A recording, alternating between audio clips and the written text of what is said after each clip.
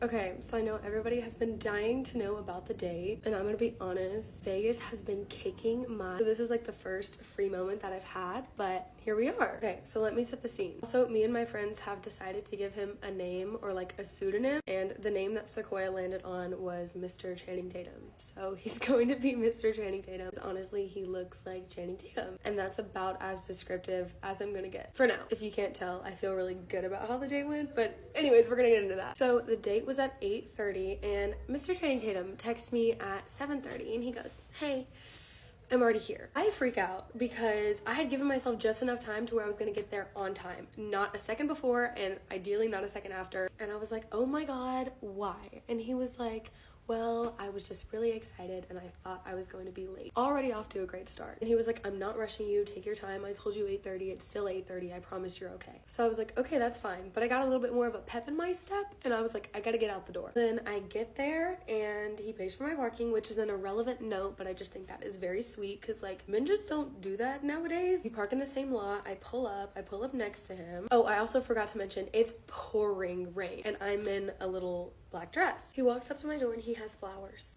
Pink roses, to be exact, which are one of my favorite flowers. Obviously, he's just as handsome in person. He opens my door, compliments me. He's being very sweet, very nice. I'm just in awe. Like, again, he's this gorgeous, like, 6'3" man who's already being a gentleman. Like, I'm being treated better in the first, like, 5 minutes of our date than I have been treated by men in full relationships before. We start walking, and mind you, I'm wearing, like, brand new heels. I was really excited to wear them, but it's raining, so I probably made a mistake by wearing them. The umbrella is flipping upwards. So at this point, I'm like, I don't even care that we just met. I am literally like grabbing onto him like this for dear life. I walk across the street and there's like just puddles, like just water running down the streets like crazy. Like my feet are getting soaked. Fun fact, I have zero feeling in either one of my big toes. So like I really didn't notice it that bad. Walk into the restaurant, we go up to the rooftop, get seated right away. Like I had said, we had already had really good banter back and forth like over text. So I knew it was going to be easy in person, but I never imagined that it was going to be this easy and this good. We sat there and we talked for like 4 hours straight,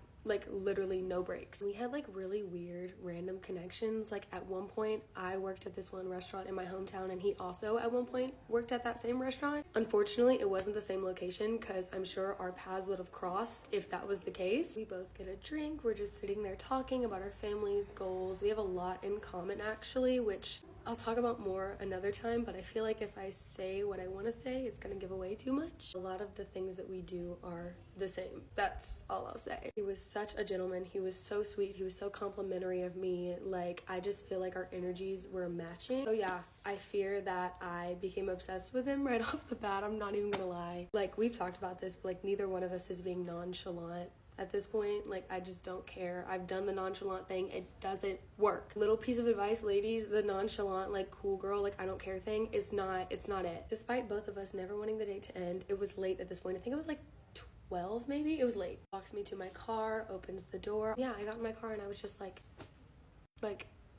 right after the date, we were like texting, like he was like texting me when you get home and I was like, you too. And we both just essentially said like, I really, really like you. That was the best first date ever. I said it when I was getting into the car. I was like, that was the best first date ever. And I could tell his intentions are pure. I drove all the way home thinking about him and when we were going to see each other next. I've been talking, texting every day. He has called me every day. We're having our second date when I get back. But yeah, Mr. Channing Tatum, you get all the snaps from me and the girls, like 10 out of 10. I did say, if this doesn't work out, I was swearing off men forever. So I'm partially joking. He's been making sure I've been safe, and I have been safe and very smart. Hopefully things continue to progress. Like I said in my get ready with me, I was like, you know, when a man has just been raised right, like his mama raised him right, that was all true in person too. Such a gentleman. I should stop gassing him up because like I said, he's going to watch this, but he already knows how I feel, so I really don't care. I know how he feels too. Like, it's reciprocated. It's easier for me to really like somebody when I know that they like me just as much, so that's why I feel really, really good about this. Maybe I'll post about the second date. I have no idea, but I love you guys and I will talk to you soon.